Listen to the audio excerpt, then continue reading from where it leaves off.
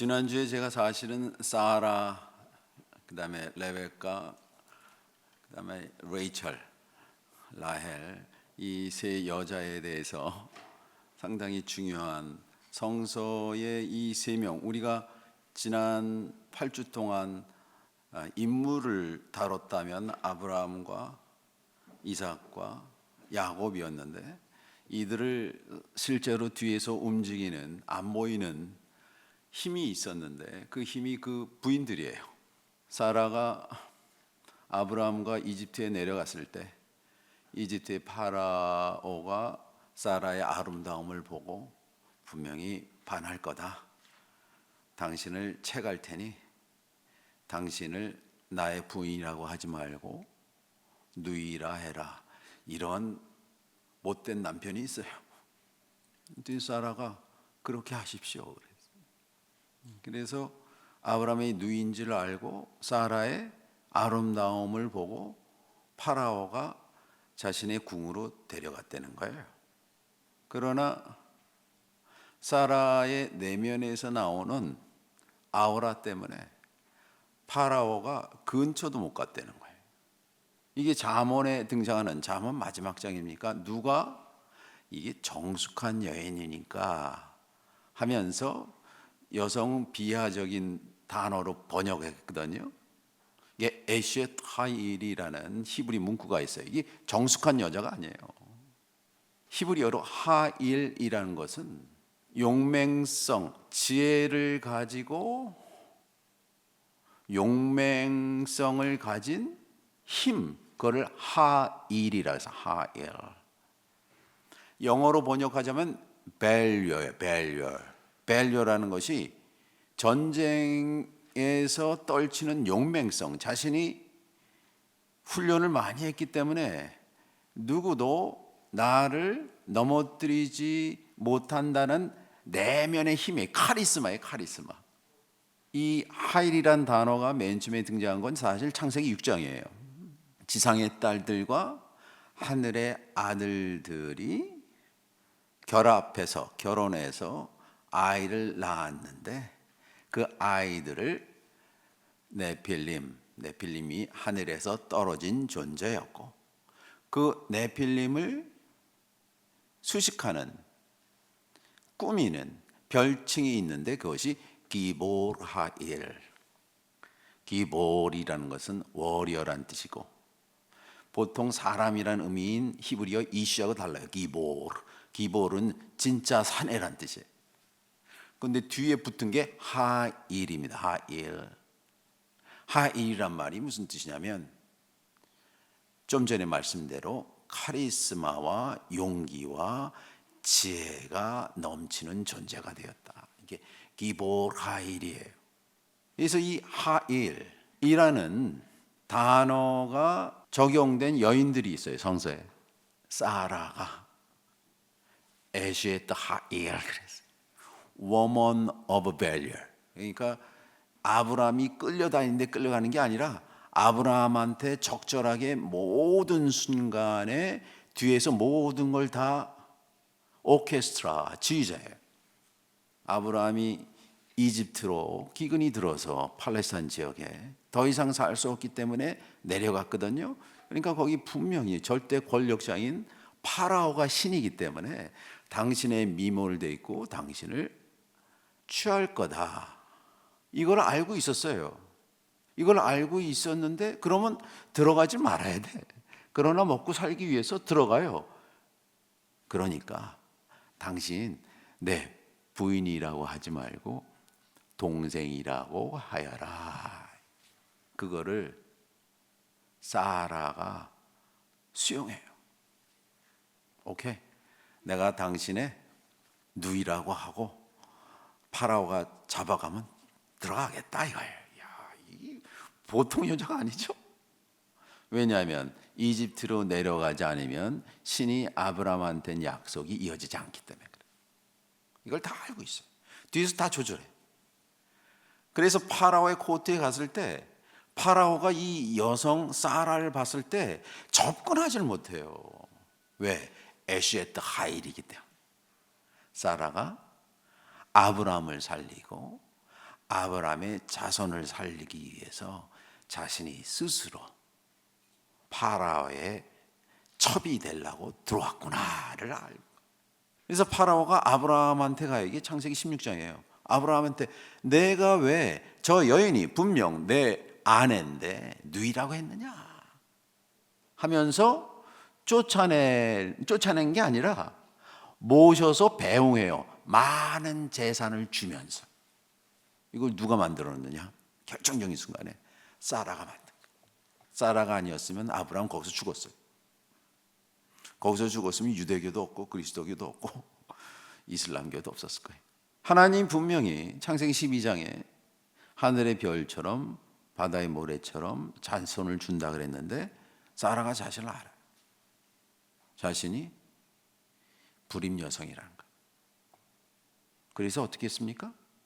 하갈이라는 이집트 여종을 씨바지로 주는 거예요. 이거 보통 사람 못합니다, 그죠?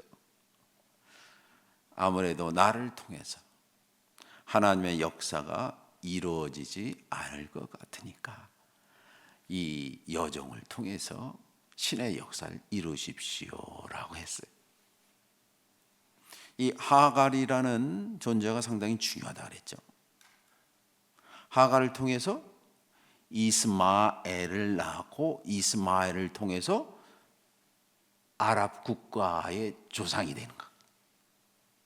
그러나 하갈이 아이를 낳고 늙음악하게 아이를 낳았을 때 아브라함이 얼마나 좋았겠어요.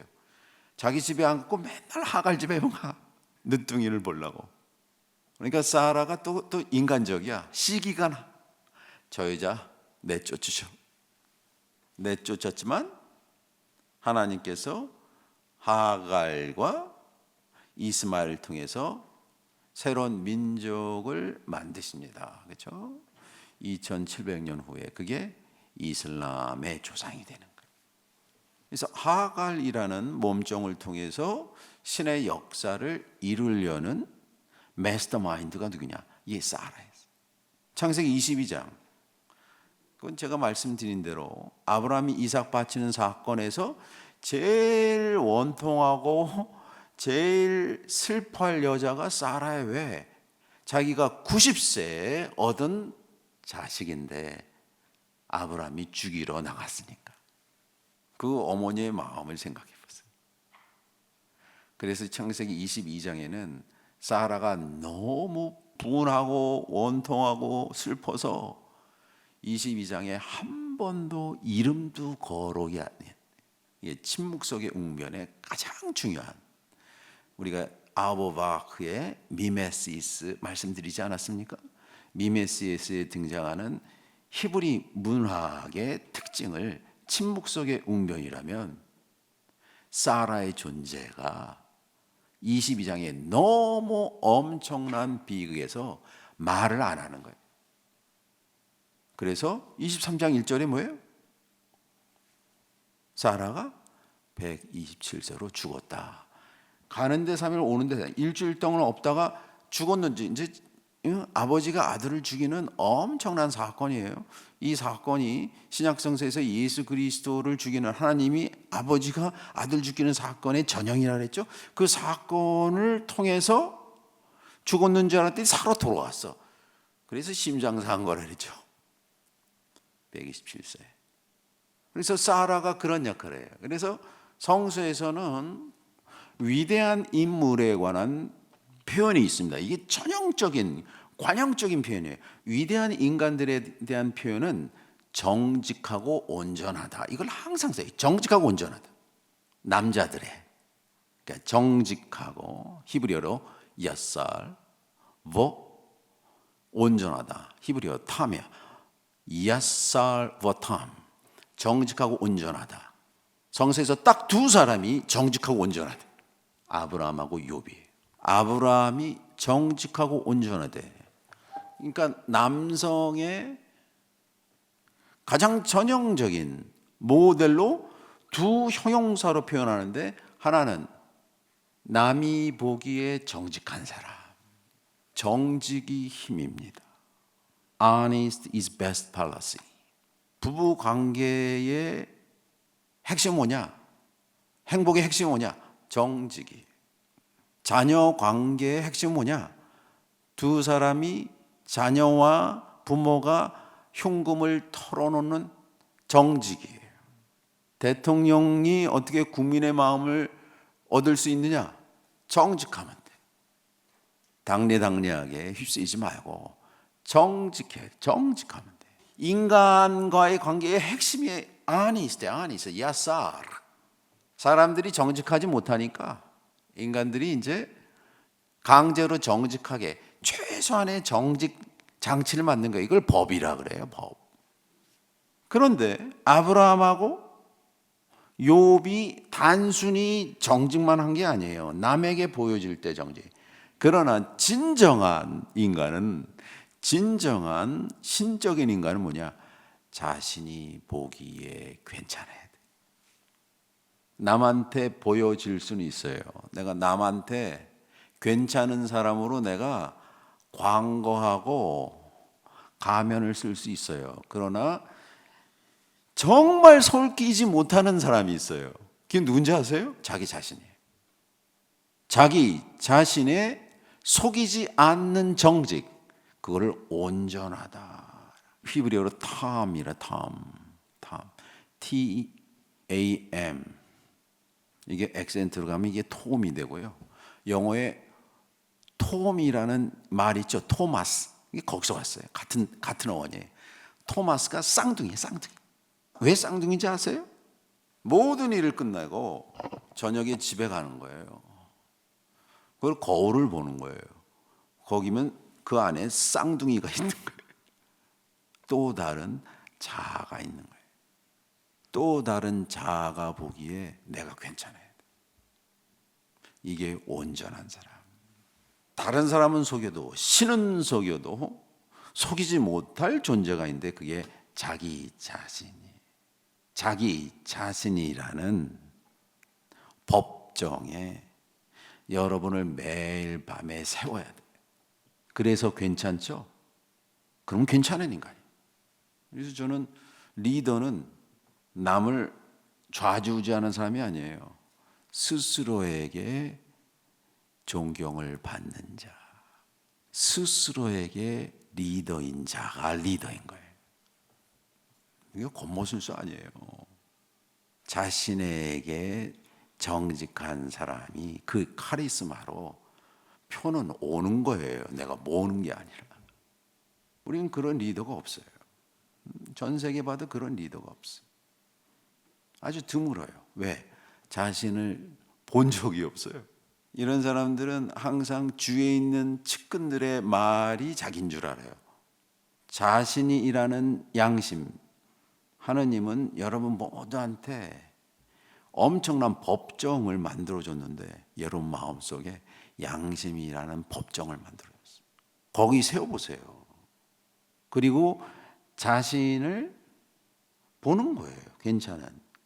여러분 아시는 로마 황제 마르크스 아울렐리우스가 기원 후 165년부터 180년까지 저 우크라이나 지역, 즉 체코슬라비아 그 지역에서 15년 동안 이 게르만족들, 고트족하고 싸우다가 이제 인생을 마쳤거든요. 그 당시 로마는 엄청난 역병이 돌았고요. 자기 아들이 죽고 그 사람의 개인사로 말하면 그렇게 불행한 사람이 없어요. 그래서 그 사람은 북아프리카, 사이로 팔레스타인, 이란, 지금 영국의 브리튼, 저 위에 아일랜드 전까지 이 엄청난 땅을 치리하는 황제. 근데 이 사람이 뭘 했느냐? 그 사람이 전쟁을 해서 저한테 그 사람의 가장 위대한 업적은 뭐냐? 매일 저녁에 일기를 썼어요. 난중 일기처럼. 이게 보통 우리가 아는 메디테이션이라고 알려진 책인데, 메디테이션이 사실은 중세와 르네상스 시대의 모든 귀족들의 교과서였어요. 귀족은 뭐냐? 누가 리더인가? 자신을 볼 수 있는 사람, 자신에 대해서 글을 쓸 수 있는 사람. 이 메디테이션의 원 제목이 아주 신기해요. 이 사람이 로마 사람이니까 당연히 라틴어를 써야 되죠. 자기 언어가 라틴어니까. 근데 라틴어를 안 써요. 그리스어로 썼어요. 그러니까 바울도 맨 처음에 바울 서신서를 자신의 모국어인 아람어로 쓰지 않고 그리스어로 썼거든요. 똑같아요. 마르크스 아울렐리우스도 매일 일기를 자신이 그리스 철학을 배웠기 때문에 그리스 철학으로 자신의 마음을 가장 잘 표현한다고 생각을 한 거예요. 그래서 그리스어로 쓴 거예요. 그러니까 제가 매일 일기를 쓰는데 러시아로 쓰는 거하고 똑같은 거예요. 왜? 도스토옙스키가 인간의 마음을 가장 잘 전달하기 때문에 그 심리는 도스토옙스키의 언어로 써야겠다라고 쓴 거하고 똑같은 거예요. 그 그리스어 원 제목이 타 에이스 해 아우톤, 직역을 하면 타 the things 에이스 into 해 아우톤 himself, 그 자신에게 깊이 들어가 당부하고 싶은 말들이래. himself래서 himself, 3인칭 제기 대명사 himself, 그 자신. 어떤 행위를 하는데 그 행위가 다른 사람이 아니라 바로 주어에게 바로 돌아오는 그런 대명사를 제기 대명사를 해요. I love myself 같은 거예요. I sing myself. 내가 노래를 하는데 노래하면 노래의 대상이 바깥에 있어야 되잖아요. 그런데 myself래. 그게 월트 위트만의 Song of Myself예요. 내 자신에 대한 노래가 사실 미국의 내셔널 앤셈이에요. 국가예요. 그런데 그 자신이라는 게 뭐냐? 자기가 되고 싶은 3인칭이 있는데 그게 자기래. himself. 그쪽으로 여기 들어가는 ace라는 것이 into, 침투해서 노력해서 들어간다는 뜻이에요. 자기가 되고 싶은 자기가 있고 그걸로 침투해서 들어가서 하고 싶은 것들. 그게 마르크스 아울렐리우스가 매일 저녁에, 그 사람이 사인해야 될 게 되게 많았을 거예요. 하루에 몇천 명씩 죽었을 거예요. 다 치고 목욕제기하고 책상에 앉아서 일기 쓴 거예요. 자기한테 당부하고 싶은 말을. 그 마음이 뭐냐? 그게 야살보 탐이야. 탐. 온전하다. 이게 온전한 거예요. 그래서 성서에서는 아브라함과 욥이 온전하다.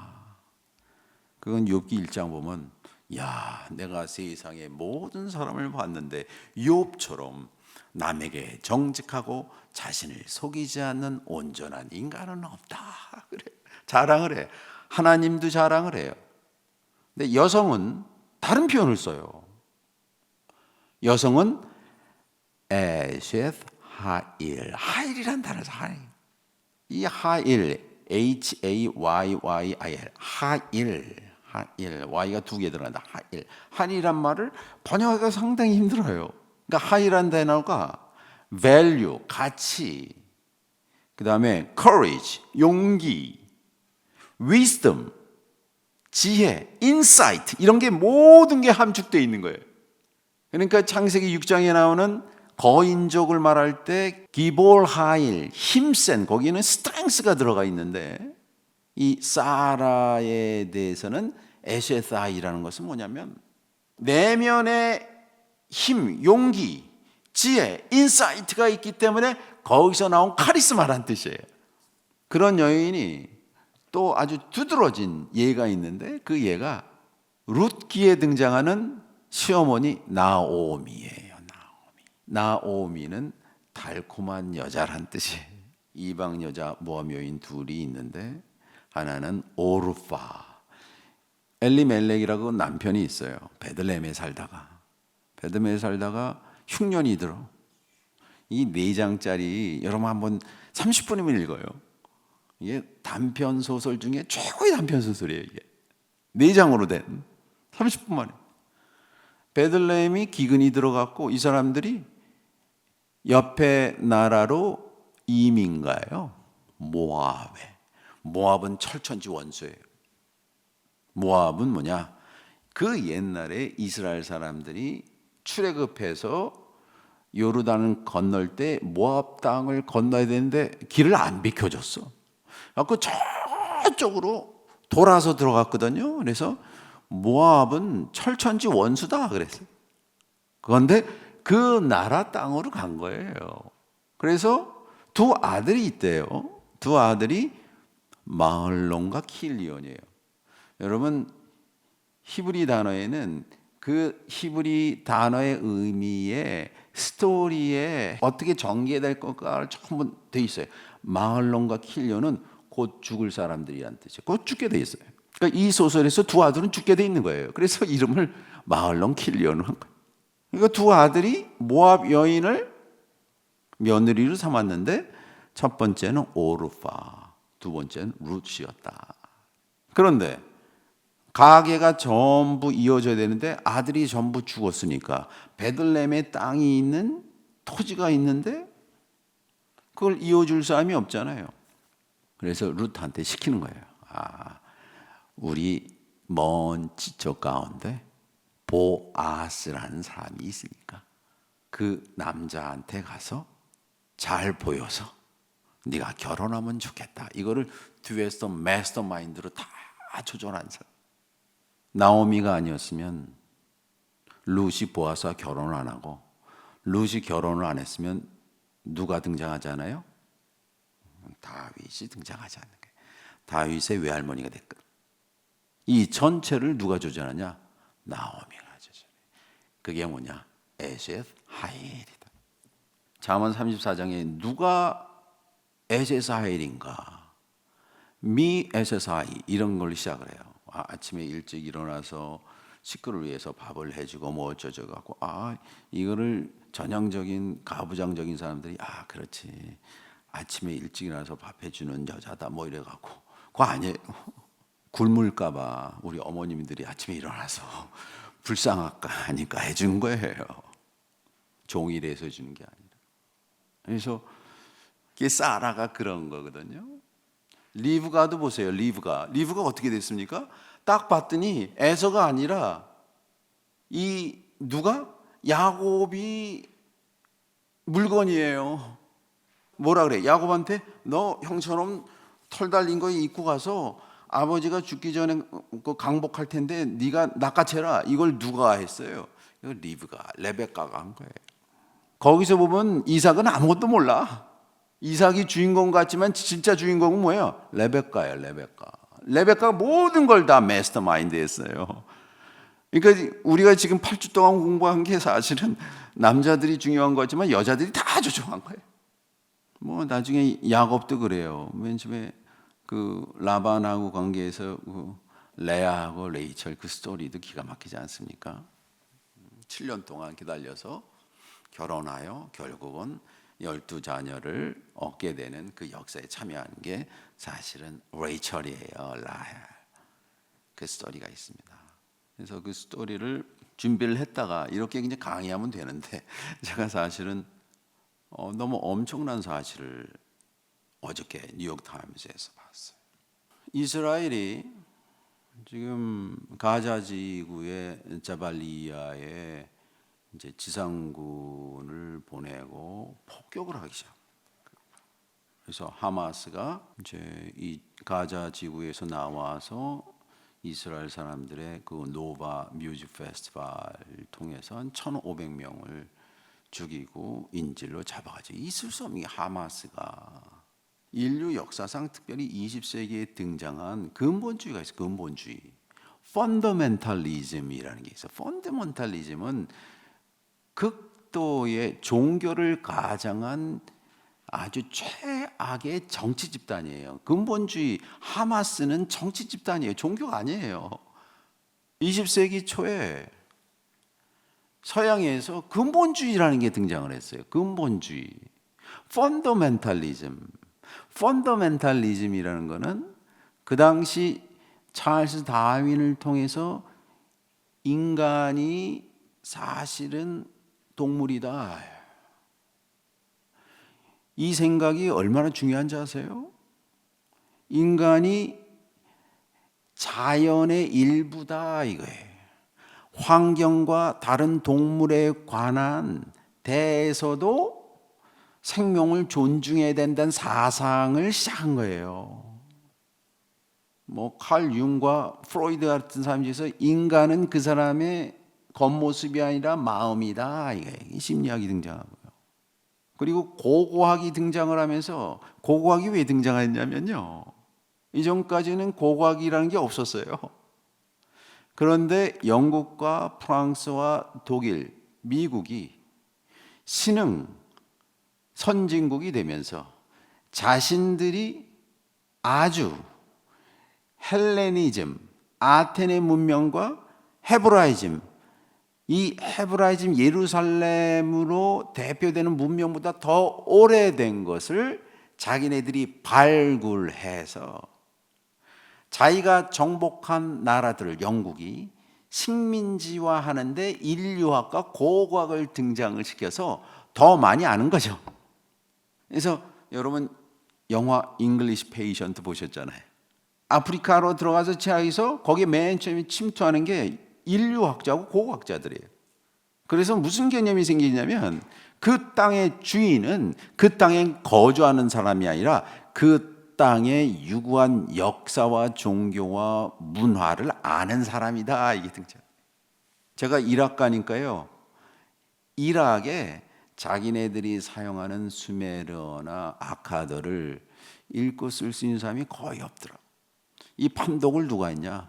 영국 사람 헨리 크라스 윌슨이라는 사람이 했고, 독일 사람이 했고, 프랑스 사람들이 했어요. 이집트 역사가 기원전 3100년부터 쭉 와서 나폴레옹 등장하면서 거의 2700년대 있지만, 거기 있는 이집트 성각 문자를 사람들이 귀신들 언어라 그랬어요. 그걸 판독한 사람은 누구냐? 프랑스의 21살짜리 장볼 샹볼 레옹이 판독한 거예요. 그래서 피라미드식으로 루브르 박물관에 찍은 거예요. 그 문화를 공부한 사람 거지, 자기네들이 얼마나 소중한 문명을 갖고 왔는지. 그러니까 이집트 문명은 헬레니즘보다 헤브라이즘보다 훨씬 오래된 문명을 자기네들이 갖고 오는 거예요. 여러분 페가로만 뮤지엄 가보세요. 베를린. 그 게이트가 뭘로 된지 아세요? 느부갓네살이 만든 이슈달 게이트에 라피스 라줄리 된 걸로 쫙 돼 있는 거예요. 그걸 1805년에 그 당시 하이델베르그의 콜드베이라는 고고학자가 가다가 또 걸렸다는 거예요. 그랬더니 이게 이슈달 게이트였어요. 라피스 라줄리 된 거. 이게 파키스탄에 갖고 그걸 파갖고 전체를 성문을 뜯어봤어요. 그리고 페가로멘 뮤지엄에 프론트 게이트로 만들었지 않습니까? 이게 뭐냐? 이집트뿐만 아니라 메소포타미아 쇠기 문자를 판독하면서 성서보다 오래된 역사를 갖고 온 거예요. 근데 좀 문제가 생겼어요. 고고학이 발전하고 고전 문헌학이 발전하면서 성서가 가장 오래된 책이 아니라 그 전에 있었던 유구한 역사가 있다는 것을 유럽 사람들이, 미국 사람들이 알기 시작하면서 이상한 대로 흘렀어요. 그게 펀더멘탈리즘이에요. 성서는 1.1획이라도 틀린 것이 없다. 문자 무호소를 주장을 해. 이건 틀린 말이에요. 왜냐하면 히브리어에는 모음이 없어요. 모음은 내가 찍기 나름이에요, 사실은. 신약 성서는요, 수많은 수십 개의 사본의 최대 공배수이지 원전이라는 건 없어요. 세상에 원전이 어디 있어요?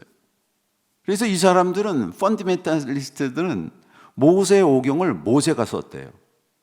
모세가 쓰지 않았거든요. 이거는 벌써 창세기만 해도 이 모세 오경은 적어도 4개의 서로 다른 저자군이 쓴 거예요. 창세기 2장만 해도 2장 1절에서 2장 4절 전반절은 기원전 6세기 텍스트고 2장 4절 후반절부터 나머지는 기원전 10세기 텍스트예요. 500년의 차이가 있어요. 거기 신명도 다르고. 그래갖고 이런 텍스트에 대한 공부를 막 해석하기 등장하고 학자들이 등장하면서 이 사람들이 자기네들이 2000년 동안 가졌던 위치를 잃는다고 생각을 해갖고 무장을 해요. 펀더멘탈리즘으로. 그래서 성서는 1.1에게도 변함이 없다. 그래서 그거를 배척하는 사람들 전부 이단이라 그랬어요. 한국에서도 그 역사가 있어요. 1920년 30년대 프린스턴 신학교에 3명의 중요한 한국의 신학자들이 공부했어요. 박형룡, 김재준, 한경식. 김재준 박사가 이 사람은 아모스 갖고 공부를 했는데 아모스를 공부하면서 여기에 문서설도 소개하고 그러면서 이전에 있었던 다른 보수적인 사람들이 야 이런 사람이 광나루 장로교 신학교에 교수하는 걸 못 보겠다. 그러니까 뛰쳐나가요. 이게 이제 총회 신학교예요. 그래서 이 사람이 나중에 이제 한신대를 만든 거죠. 좀 개방적인. 그래서 이렇게 막 흩어져요. 모세오경이 모세가 썼습니까? 한국에서는 모세가 아니라 그러면 당신 이단입니다. 그래요. 근데 가만히 보면 한국의 그리스도교도 펀더멘탈리스트들이 거의 대부분. 심지어는 펀더멘탈리스트들은 구원은 자기가 믿고 있는 종교라는 거예요. 한국 사람들은 독특해서 신명도 달라요. 가톨릭하고 개신교가 신명도 다른 나라. 이런 독특한 나라가 어디 있어요? 하느님이고 하나님이래요. 이 펀더멘탈리스트들이 등장하고 자신이 믿는 종교도 아니고 생만이 그 교파만이 유일하게 진리로 도달한 유일한 길이래요. 나머지는 다 이단이래요.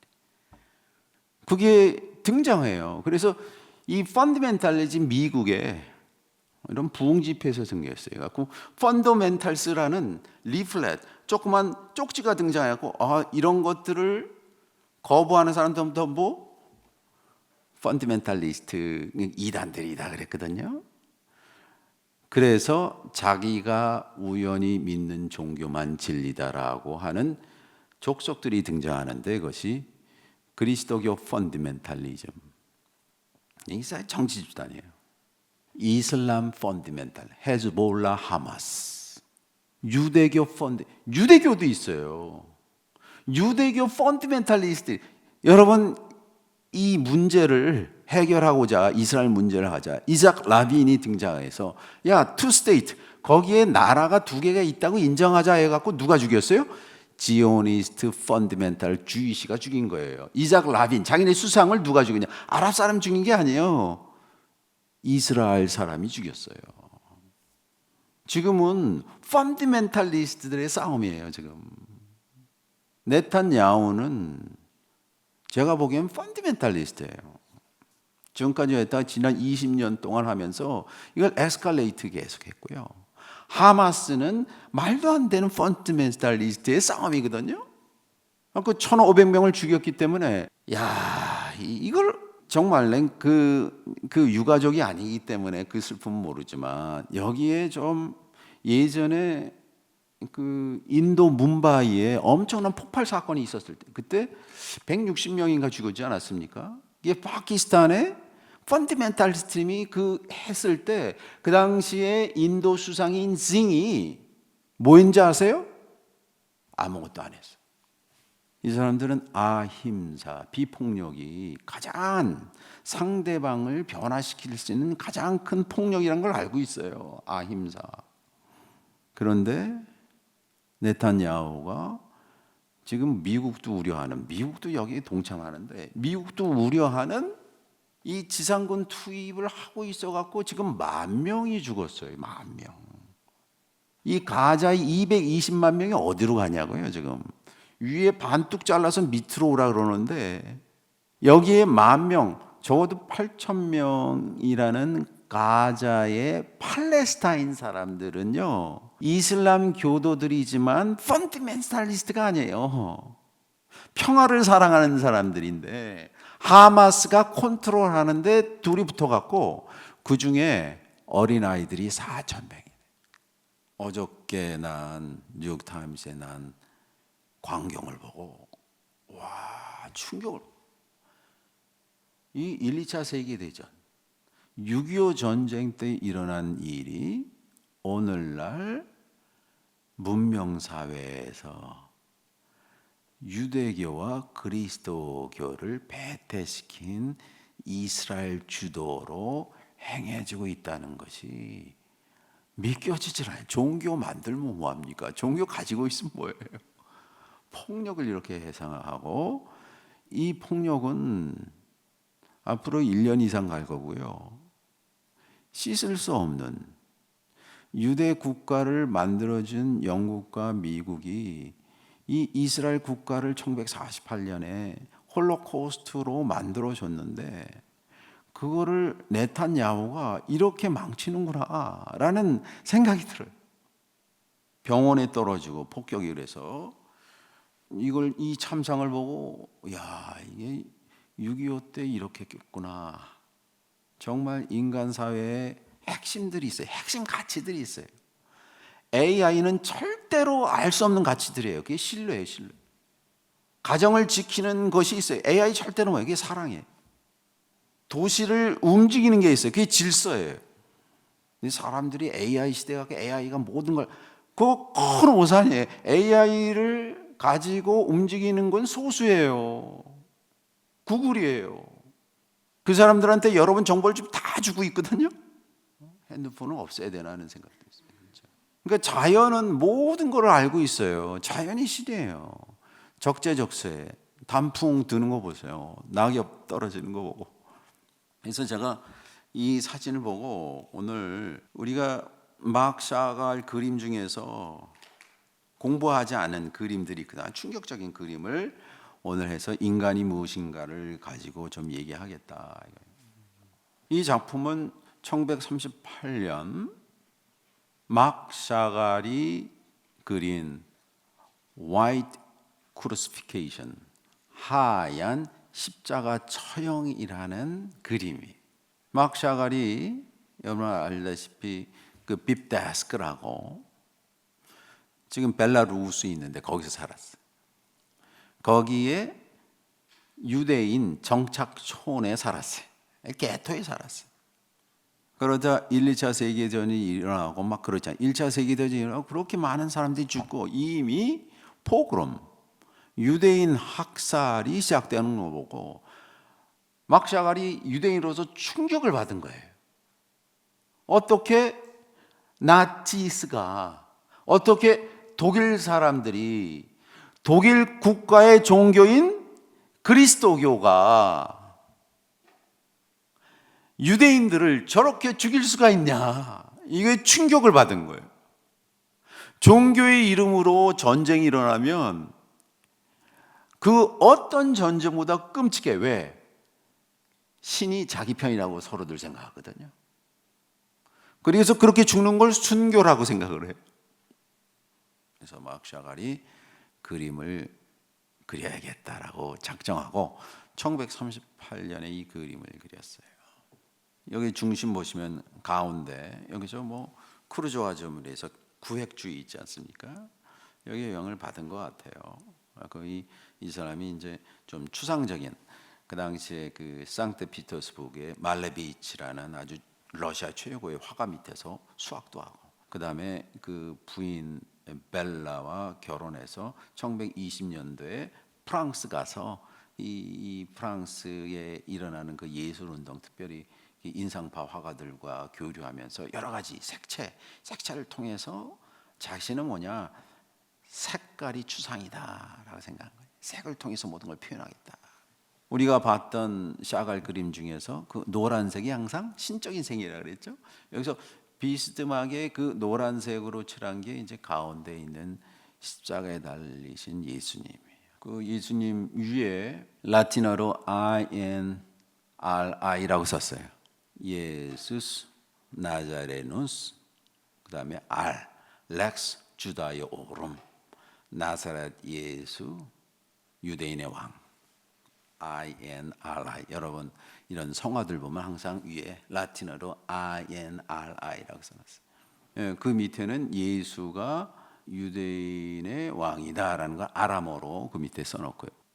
그리고 이제 이 그림의 특징이 예수의 두건뿐만 아니라 예수가 입은 치마예요. 치마가 그 두 줄 관계 뭔지 아세요? 이게 유대인의 프레이어 숄이에요. 탈리드라는. 그러니까 예수를 뭐로 표현했어요? 유대인이니까 유대인이다. 아이고. 이 나치스트라, 너희들이 예수의 이름으로, 그러니까 나치스는 예수를 죽인 자가 유대인이라 그랬거든. 이 그림에서 뭐예요? 너희들이 살해하고 있는 자가 너희들 자신이다. 이거예요. 파블로 피카소의 게르니카처럼 전쟁의 참혹을 말하고 있는 거예요. 오른쪽에 보면 별 그림이 있고, 이게 마간 다비드, 다윗의 코코바, 별이죠. 그래서 유대인 회당이 불타고 있고, 그 밑에는 유대인이 초록색 옷을 입고 막 도망가고, 오른쪽 밑에는 유대인의 토라가 펼쳐져 있고, 밑에는 메노라라 해서 7 촛대가 막 불타고 있어요. 살아먹고. 저 하늘 위에서는 야 어찌 이런 일이 하고 러먼테이션, 유대인 학살을 보고, 왼쪽에는 빨간 깃발을 들고 있는 이 빨간 깃발이 여기서는 아주 최악의 혼돈의 상태인 전체주의를 말하는 게 전체주의.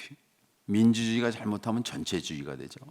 대부분의 사람들이 주장하고 자신의 이익에 부합되는 내용이 진리라고 착각하는 사람들이에요. 이게 전체주의, 이게 공산주의예요. 그래서 이 폭도들이 들어와서 자신들의 불행을 유대인한테 갖고, 유대인의 이 울타리 있는 이게 게토들이군요. 유대인들이 살고 있는 그 지역을 불태우고 도망가는.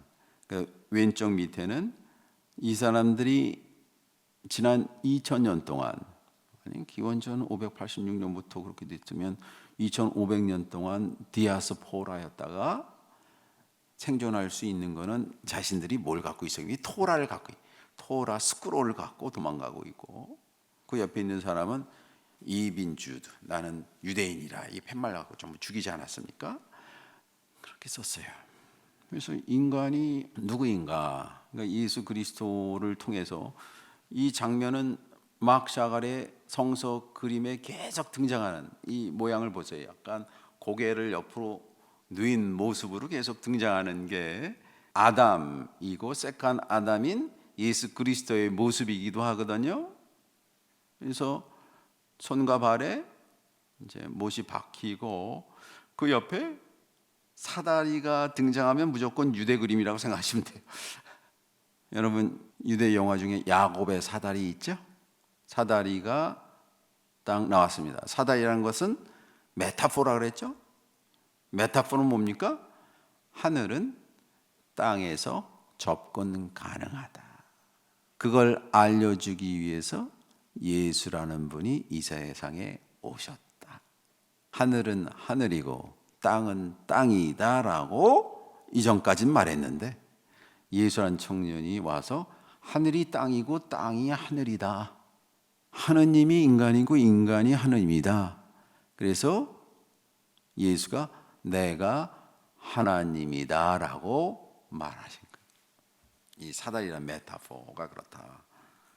이 메타포의 오리지널 폼은 이제 후대, 자기가 이제 본격적으로 성서 시리즈에서 인간 창조 그림을 그릴 때 그 원형을 그대로 가져갑니다. 이게 이 그림이에요.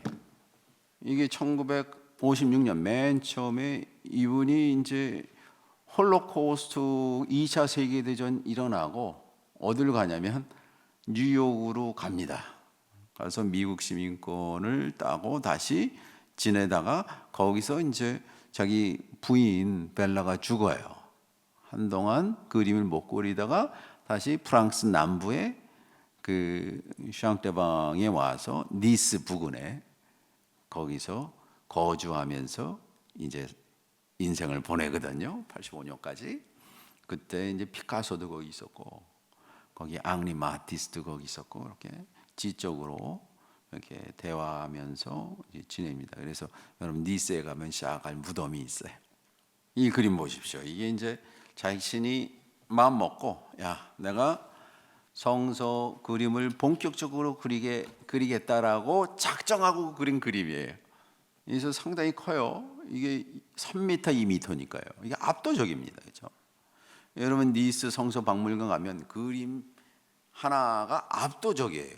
그러니까 그림이 이렇게 액세서리처럼 보는 것이 아니라 그림이 묵상이고 나를 변화시킬 만한 엄청난 예술 작품이라는 걸 보여주고 싶었어요. 그 되게 크게 그렸습니다. 크게. 그래서 이 그림들을 창세기하고 출애굽까지 그림을 아주 크게 그려놓고 그래서 1973년도에 프랑스의 문광부장관이죠. 앙드레 말로가 최초로 개인 이름을 걸고 국립박물관을 만드는데 피카소가 아니었고 앙리 마티스가 아니었어요. 그렇죠? 막 샤갈 성서 국립박물관이 1973년도에 만들어져요. 오케이, 이 그림을 봅시다. 여기 이제 인간이 누구인가를 그린 거예요. 이 제목은 La Création de l'Homme, 그러니까 인간 창조예요. 인간 창조. 인간은 누구인가? 인간은 누구인가 하면 그 질문은 사실 시편 8편에 나와요. 인간이 누구이길래 당신은 하나님보다 조금 못하게 만드셨습니까? 메 아살 메 엘로힘 마 아담 what is man? 그를 하나님보다 조금 못하게 만드시고 그에게 영광으로 관을 만드셨습니까? 그러니까 하나님보다 조금 못하게 만들었다는 말이 당시 그리스도교 번역자들한테는 좀 마음에 걸렸나 봐. 하나님보다 조금 하나님처럼 만들었다는 거거든요. 그래서 기원전 2세기에 셉투아전트 그리스로 번역하면서 메 엘로힘 하나님을 앙겔루 천사로 바꿔버렸어요. 제롬이 5세기에 라틴어로 번역하면서 시편 8편 6절을 인간을 천사보다 조금 못하게 만든다고 번역시켰어요. 왜냐하면 자신들이 알고 있는 신학하고 다르니까 이 사람들 지옥 갈 거예요. 왜냐하면 하나님보다 조금 못하게 만든 하나님처럼 만들었다는 거. 그걸 그린 거예요. 이거는 창세기 1장 26절에 대한 메타포예요. 이 그린 거예요. 그러니까 인간이 누구냐라고 했을 때 인간에게는 그 누구도 빼앗을 수 없는 그 유전자 안에 가지고 있는 착함이 있다는 거예요. 그 착함이 어떻게 해서 구현됐나? 한 유대인에서 구현됐는데 그것이 예수 그리스도의 십자가 사건이다.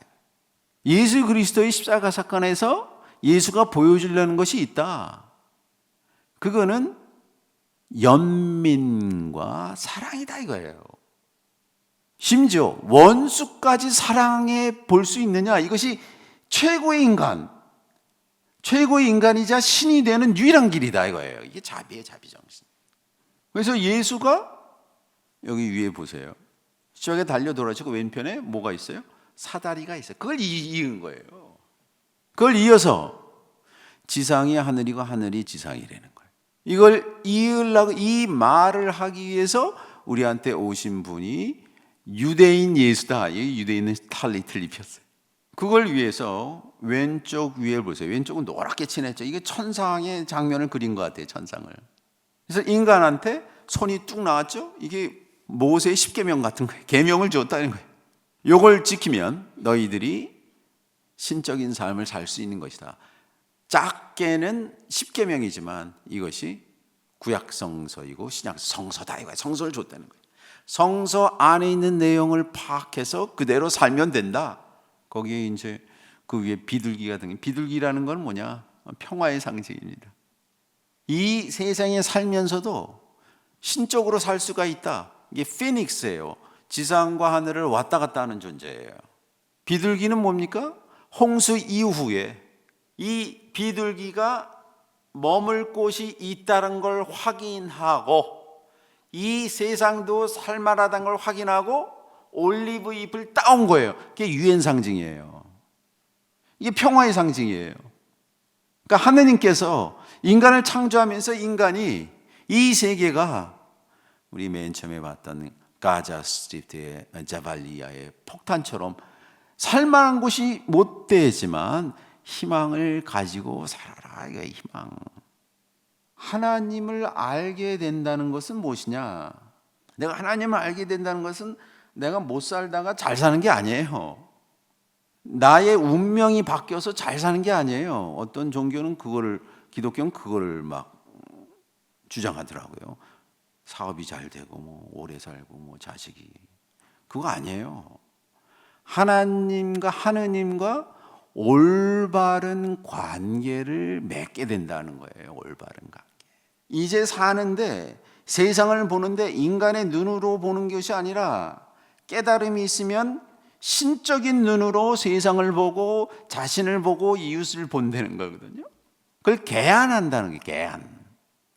그게 이제 물고기라는 거예요. 익수스. 이거는 이제 1세기의 아주 중요한 상징이죠. 그리스도인들이 로마 제국이 등장해서 그리스도인들은 전부 처형했잖아요. 왜냐하면 로마에 아주 중요한 종교가 있고 그 황제가 막시무스 폰티피쿠스라고 그랬어요. 폰티팩스란 말이 뭐냐면 다리를 놓는 사람, 하늘과 땅을 다리 놓는 대사제라고 그랬거든요. 황제가. 그러니까 이 황제가 말하는 게 곧 진리인데, 여기 예수 그리스도가 구세주라고 말하는 이상한 집단이 있다는 거예요. 그러니까 처단했어요. 그래서 자기네들이 소통을 뭐라 했어요? 이 물고기를 그렸다 그러잖아요. 이게 익수스, 예수 그리스도가 소텔, 구원자다. 이거를 그 약어로 해갖고 그 첫 글자로 에크로님으로 해서 물고기를 그린 거예요. 거기에서 위에 있는 많은 사람들이 여러분이 이 세상에 태어난 거를 응원하고 있다 이거예요. 여러분 태어날 때 여러분 전에 살았던, 얼마나 살았을까요? 100억 정도의 인간들이 여러분을 응원하고 태어났다 이거예요. 그래서 오른쪽에 이게 팔랑개비로 막 돌아가죠. 이 팔랑개비의 그 상징은 이 사람이 유대 신비주의에 또 심취해서 유대 신비주의에 저 팔랑개비가 등장을 해요.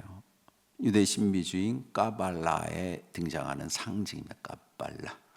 까발라는 스페인에서 13세기에 등장한 유대 신비주의로, 이 당시에 있었던 유대인들이 하느님을 어떻게 우리가 잘 섬길 수가 있을까 그랬더니 하나님은 경전 안에 있다라고 그랬어요. 토라가 있고 토라에 대한 해석인 탈무드가 있고 이걸 다시 공부한 미드라시가 있고 이거에 대한 두 번째 책인 미슈나, 이런 엄청난 책들을 잘 갖고 랍비 중심의 유대 종교였는데 13세기에 이름 다른 게 나는 거예요. 하느님은 하늘의 밤하늘의 별을 보고 달을 보고 갑자기 내가 그 순간에 깨달을 수가 있대. 까발라는 자연의 신비를 보고 그대로 내 마음에 쑥 들어오는 거예요. 이게 까발라가 립세션. 여러분 이스라엘 가면 텔아비브 호텔 가면 여기 까발라라고 써 있어요. 그게 뭐냐, 안내 데스크를 까발라라 그러니까 까발라. 내가 하나님과 직접 만날 수 있다 이거예요. 그래서 하나님이 태양의 불빛처럼 여러분한테 직접 쬐어준다는 거예요. 오른쪽에 많은 사람들이 응원하고 또 거기에 메노라도 있고 사다리가 계속 등장하죠. 그리고 이 팔랑개비 오른쪽 안에 소 한 마리가 있어요. 소 한 마리. 소 한 마리가 뭘 들고 있어요?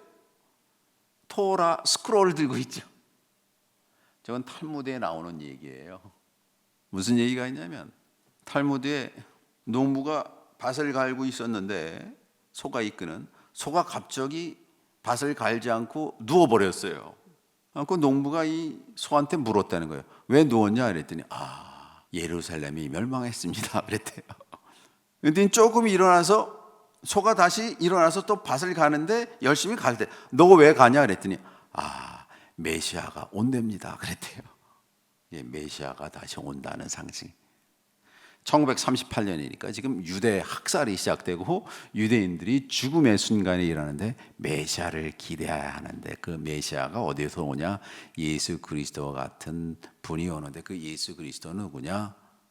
모든 인간이다 이거예요. 모든 인간. 그래서 십자가에 달리신 예수 그리스도의 모습이 밑에 온 거예요. 그래서 인간은 뭐냐? 흙으로 만들어지지 않았습니다. 그래요. 오른쪽 위에 천사 같은 존재, 어떤 존재를 등에 싣고 내려갔다는 거예요. 해석이 완전히 다르죠. 창세기 2장에서는 흙을 가지고 인간을 만들었다 라고 했는데, 여기서는 창세기 1장에 등장하는 1장 26절에 등장하는 인간 창조 얘기를 그대로 예술적으로 표현한 것 같아요. 내려왔어요. 그래서 천사가 하늘에서 여러분 한 사람 한 사람을 이렇게 데리고 내려왔다는 거예요. 미션을 주고. 그런데 그 인간이, 이 모습이 여러분 기억하실지 모르지만 야곱의 사다리에서 옆에 달린 십자가에 창 찔린 그 모습하고 똑같아요. 그런데 내려왔어요. 이게 또 언제입니까? 여러분이 창세기 22장 이삭 바칠 때 누워있던 이삭의 모습하고 또 똑같아요. 아주 일관되게 똑같이 그렸어요.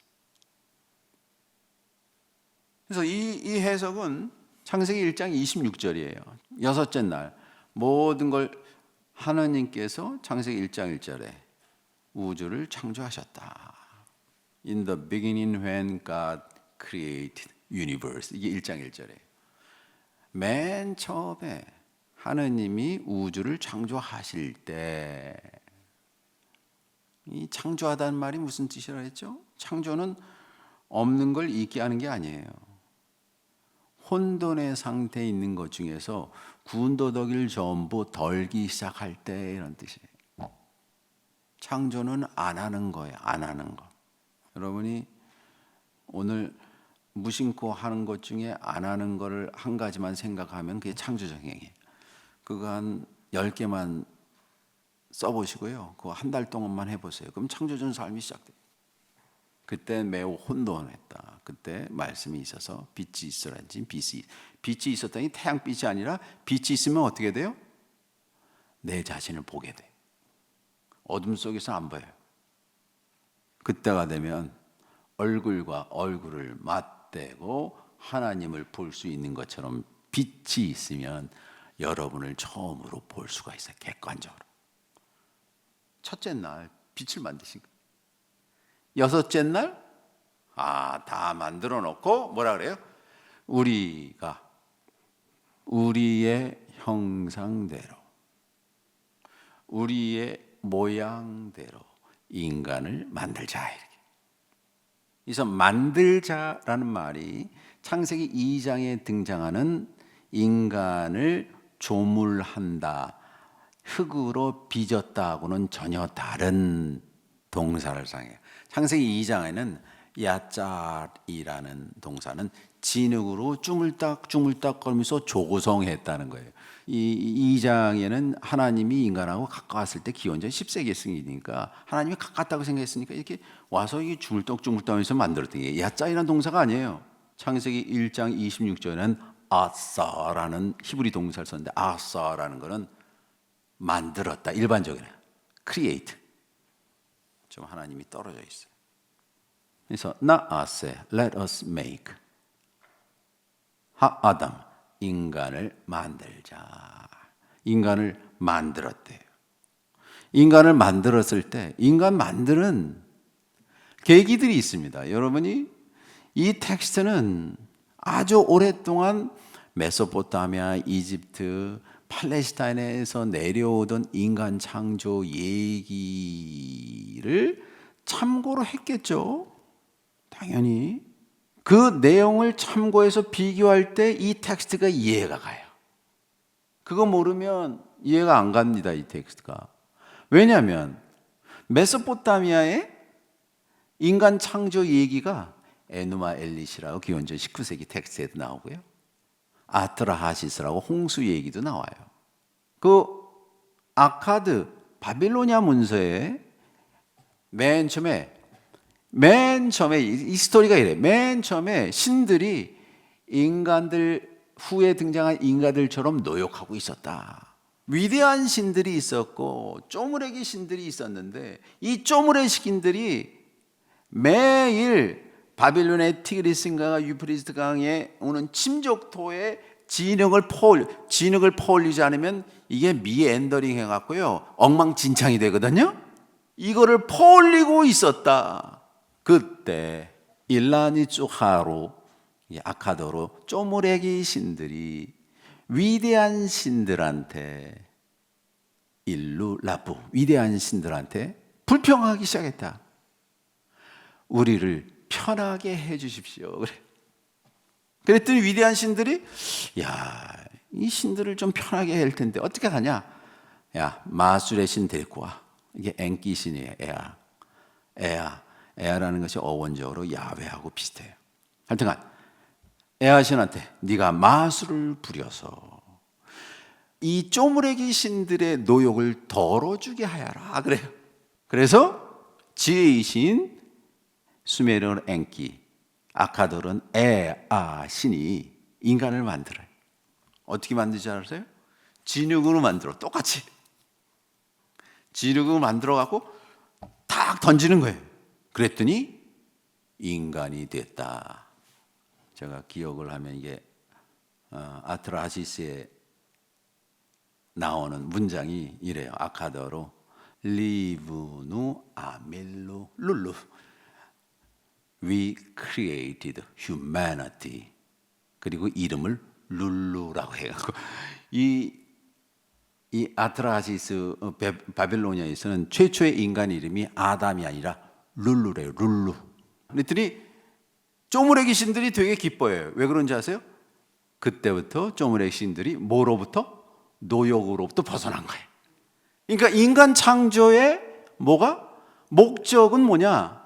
노역시키기 위해서. 이게 보편적이겠죠. 그런데 신들이 한 가지 관광한 게 있어요. 인간들이 번식을 잘해.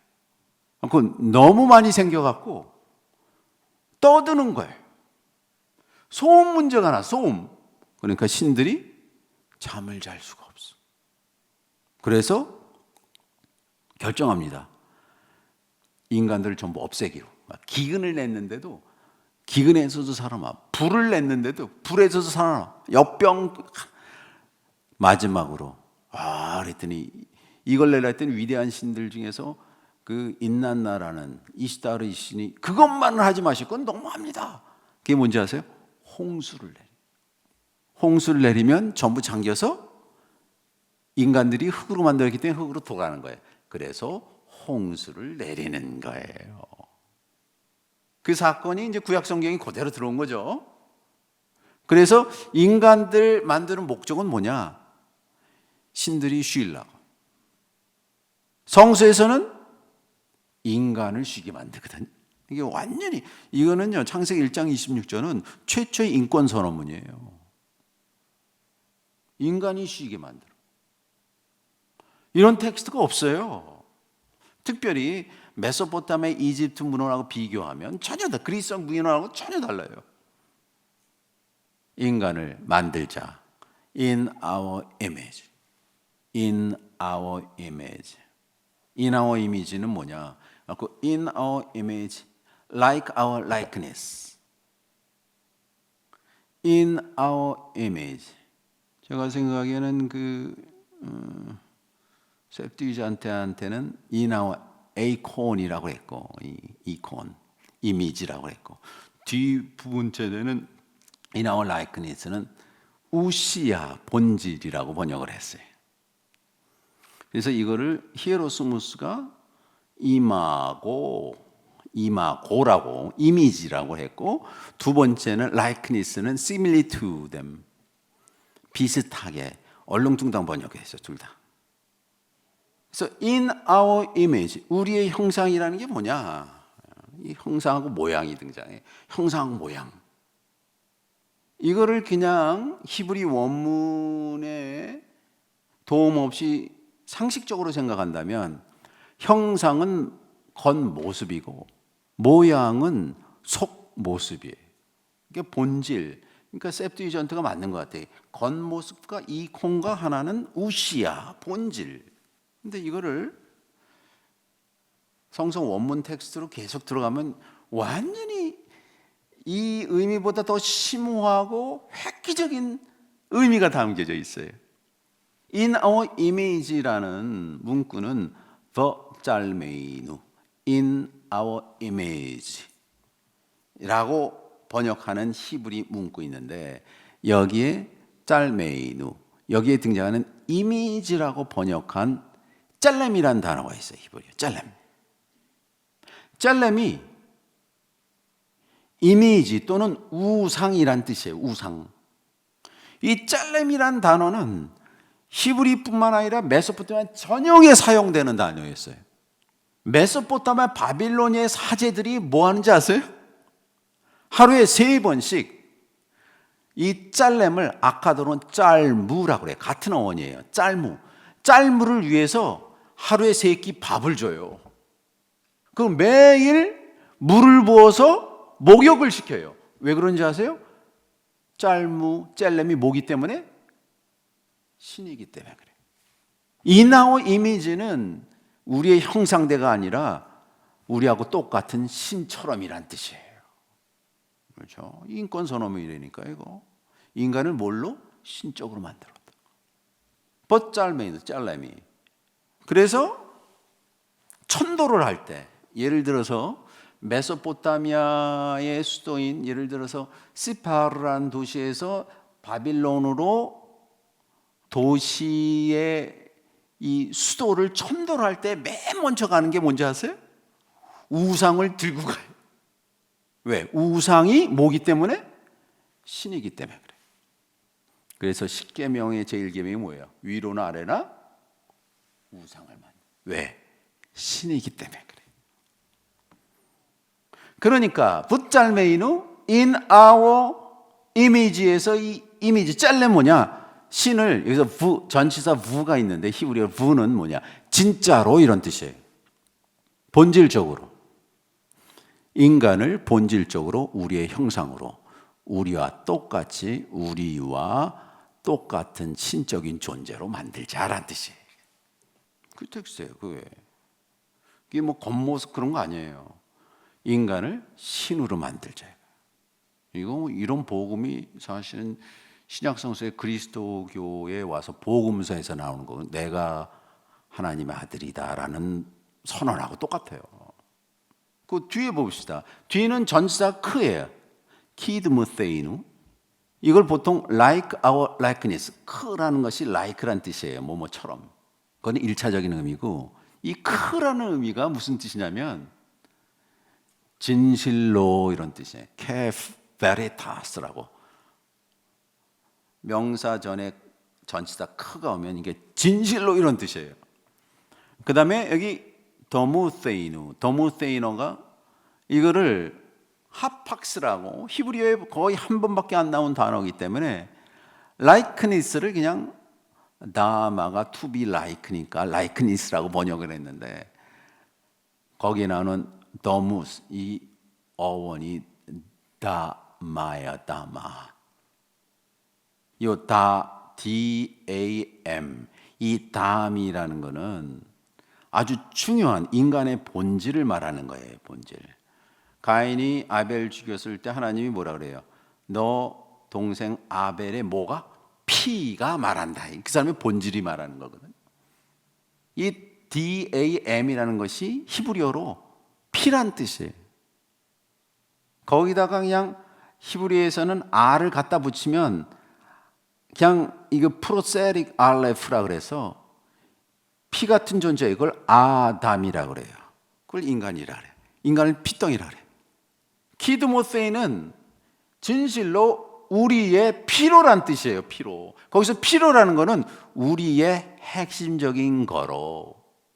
그런데 에누마 엘리시에서 인간을 만들 때 인간을 뭐로 만드냐면 킹구라는 반란군 신의 동맥을 뽑아서 피로 만들어요. 분명히 그 레퍼런스를 가져갔을 거예요. 그러니까 이 얘기는 뭐냐? 하나님이 말씀하시기는 바이오멜 엘로힘, 그리고 나 아시에 아담, 인간 let us make, First 짤메이너 in our image. 우리와 똑같은 형상으로, 우리와 똑같은 존재로. 키드모세이느, 우리의 피로, 우리 진실로, 우리의 본질로 만들자 라는 말은 인간이 누구이길래 당신께서 그를 자꾸만 생각하시고 그에게 영광과 존귀의 관을 씌우셨습니까? 창세기 등장 8장, 등 8장 6절에 등장하는 그 구절입니다. 그래서 이 내용은 인간은 단순히 흙으로 만들어진 것이 아니라 임무가 있어서 하늘에서 직접 신이 데리고 내려온 존재다. 그 임무에 꼭 있어야 될 영적인 유전자가 있다. 그거는 예수의 십자가 사건에 등장하는 컴패션이다. 사랑이다. 그 메시지가 그리스도교를 살릴 거예요. 여기에 교리고 교파고 상관없어요.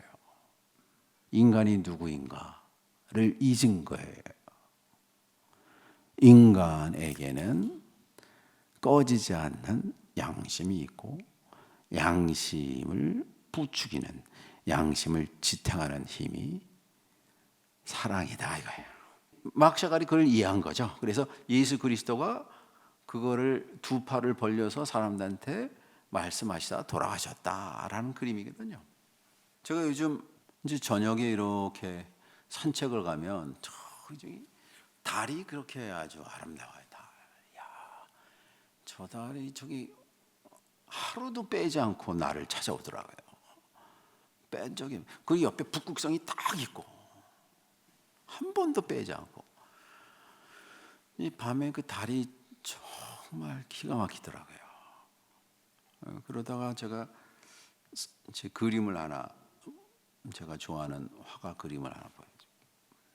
윌리엄 터너 그림이에요. 윌리엄 터너 19세기 낭만주의에서 인상파 화가를 통해서 추상주의로 가는 결정적인 역할을 하는 사람이 결정적인 역할. 이게 터너를 통해서 이제 소위 말하는 서블라임이란 숭고함이라는 게 숭고함. 인간한테는 숭고함이라 해. 숭고함. 이걸 서블라임이라. 숭고함이라는 거 뭔지 아세요? 선과 악을 넘어서는 거예요. 이걸 서블라임이래. 숭고함. 여러분이 태평양 바다 한가운데 딱 밤하늘에 총총 내리는 달과 별을 본다고 해서 그때 갑자기 눈물이 나와요. 그때 느낀 감정이 서블라임. 거기에 무슨 공산주의, 민주주의 이런 거 없어요. 그죠? 서블라임은 이전까지는 그림을 그릴 때 내가 주체가 돼서 저걸 평가했거든요. 그러니까 갤러리 안에서 정색을 그려야 돼요. 그런데 어느 순간에 그 대상이 나한테 쭉 들어와요. 여러분의 에베레스트 성 장성에서 이 아래를 봤다고 생각해 보세요. 그 카스퍼 프리드리 그림 봐보세요. 구름 위에 있는 그 사람의 딱 아래를 봤을 때 이거 뭐라고 표현해야 돼? 이거 표현할 길이 없어요. 이건 모든 철학과 종교 모든 걸 뛰어넘는 이 서블라임이라고 그러거든요. 서블라임, 숭고함. 그래서 이 터너가 이 숭고함을 그리면서 사실 근대와 현대, 근대를 넘어서 현대를 앞당긴 거라고요. 이 터너라는 사람의 아버지가 이발사였대, 이발사. 그 어머니는 좀 정신적으로 좀 문제가 있어서 그래서 이런 정신 착란증으로 결국 죽게 돼. 그러니까 좀 불행했죠. 근데 그 당시에 이제 런던에 로얄 아카데미가 있어서 이 사람이 런던에서 이발사로 이렇게 했는데 거기 온 손님 중에 런던 로얄 아카데미에 뭐 그런 관계자들이 있었다는 거예요. 그러면서 거기서 터너라는 애가 매일 아버지 이발소에서 구석에서 그림을 그렸대. 그래서 오는 사람들한테 우리 아들이 로얄 아카데미에 들어갈 겁니다. 이렇게. 그래서 14살에 로얄 아카데미에 들어가게 돼요. 그러면서 자기가 이제 14살 때 자기 자화상 그림 보면 상당히 잘 그렸더라고요. 그러면서 처음으로 자기가 유화로 21살 때 그린 그림이 이 그림이에요. 바닷가 어부. 그러니까 18세기, 19세기의 영국을 생각하시면 영국이 산업혁명을 막 시작할 때 아주 뭐 게르만족이었고 무식한 족속이었는데 이 윌리엄 브레이크가 등장하고 셰익스피어가 등장하고 하면서 문화적인 민족으로 막 탈바꿈하면서 산업혁명을 일으켜요. 그렇죠? 물질적으로 부자가 되는 그 순간에 이 터너라는 사람이 들고 나온 게 숭고함이란 거죠. 기계와 이성이 모든 걸 다룰 수 있지만 그걸 넘어선 가치를 들고 나온 거예요. 터너. 그래서 보세요. 이게 무슨 렘브란트의 그림 같죠? 그 갈릴리의 그 그림처럼 갈릴리 호숫가에 이 어부들이 다 타고 있는 거예요. 이 흉흉한 바다를 보십시오. 이 조그만 나룻배 이게 뭐 나뭇잎 같아. 그러니까 바다가 있지 않습니까? 배를 삼킬 수도 있고 저쪽 보낼 수도 있고 안 보낼 수도 있는 거예요. 근데 그 당시에 새로운 사상이 등장했는데 그 사상이 자연이 성스럽다 이거예요. 자연이 공포스럽고 전율을 느끼게 하고 인간의 운명을 지배한다 이거예요. 전 며칠 전에 그걸 느꼈어요. 며칠 전에 고속도로 쭉 타고 가는데 우박이 떨어지는데요. 한 일주일 전에 손가락만한 우박이 떨어져 갖고 모든 차들이 다 쓰더라고요. 다행히 나는 고속도로 밑으로 쫙 들어가고 팍팍팍팍 떨어지는데 야 이거 사람 죽겠더라고. 그 공포감 있죠. 잠깐인데 한 10분. 우리 동네에 전부 이제 농사 짓는 거 아니에요? 배추 전부 구멍이 다 나갖고 다 망쳤더라고. 10분 떨어졌는데 자연의 힘이 그렇게 엄청난 거예요.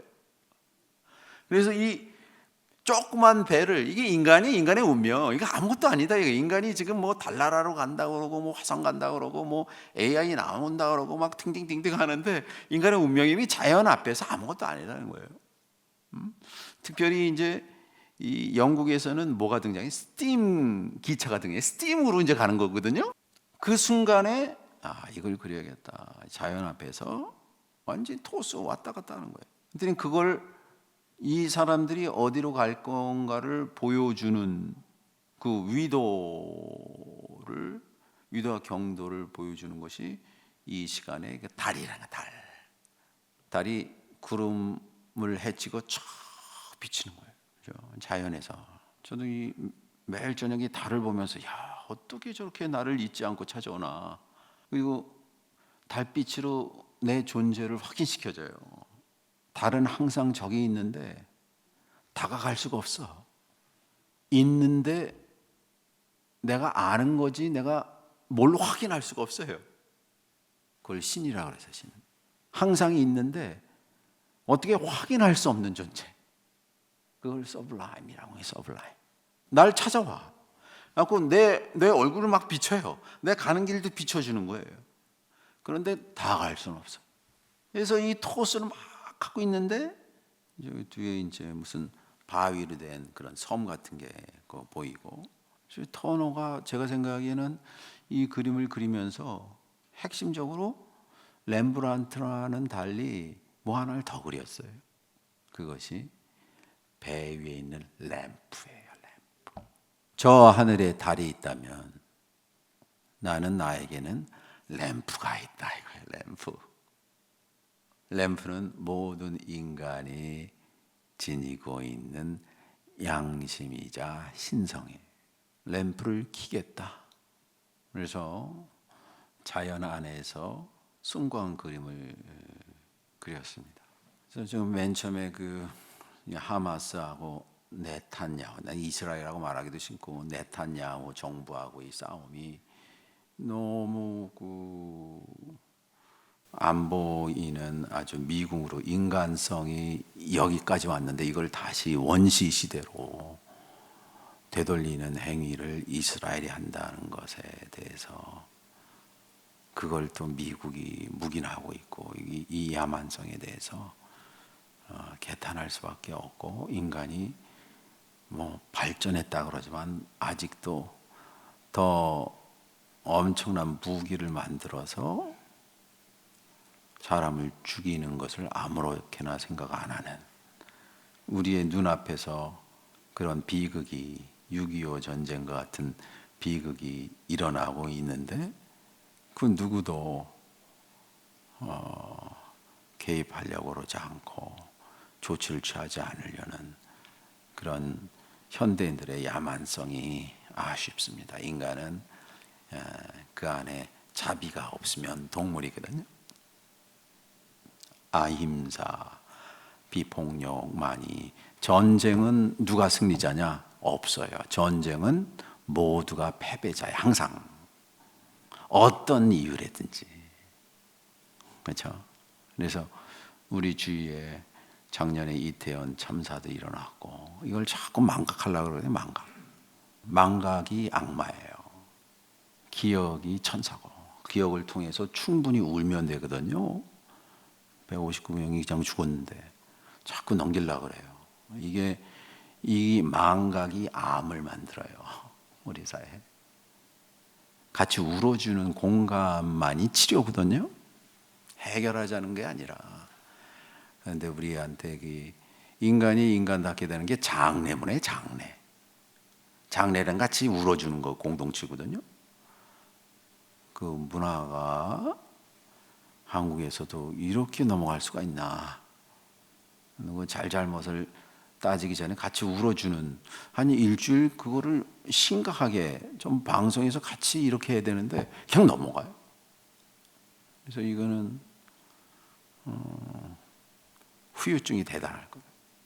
이런 있을 수 없는 일이 서울 한복판에서 일어나는데 그냥 다 넘어가요. 우리 문화의 야속한 야만성이 아직 그대로 드러났다. 그래서 인간은 신적인 자비를 가진 존재다. 이거를 막샤갈이 기가 막히게 지금부터 한 70년 전에 그렸다. 이겁니다.